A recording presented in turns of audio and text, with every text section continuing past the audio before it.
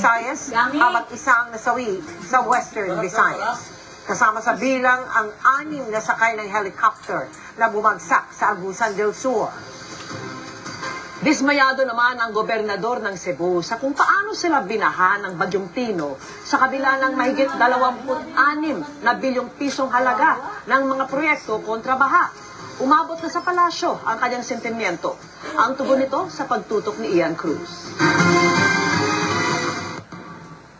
Sa Facebook dinala ni Cebu Governor Pambari 4 ang loob sa dinanas na naman nilang kalamidad dulot ng bagyong si Tino.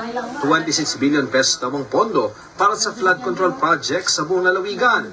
Pero flooded to the max daw ang inabot ng maraming LGU sa lalawigan nila kahapon.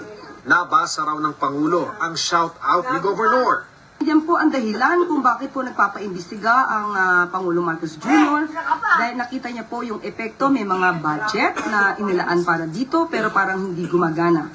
Kaya mas maganda po na kung siya man po ay nagagalit, yan din po ang nararamdaman ng Pangulo Marcos Jr. Kung meron po siya pang mga alam, may mga facts, may mga data rin po, si Governor para dito mas na makakatulong sa ating gobyerno para mapanagot ang dapat mapanagot, yan po ay welcome. Sa datos na nakalap ng GMA Integrated News Research mula sa isumbong mo sa Pangulo website, may 414 flood control projects sa Cebu Province mula taong 2022 hanggang 2025 na nagkakahalaga ng 26.7 billion pesos.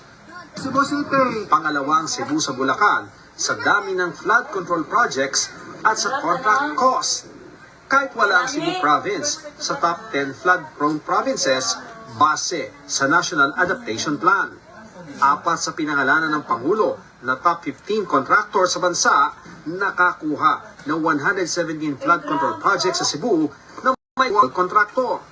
Sa bayan ng Compostela na may naitala ng 15 patay kaninang umaga, may 3 flood control projects na may halagang halos 137 million pesos. Iisa ang kontraktor sa 3 proyekto at lahat ng ito ay nasa Kotkot River. Sa Cebu City,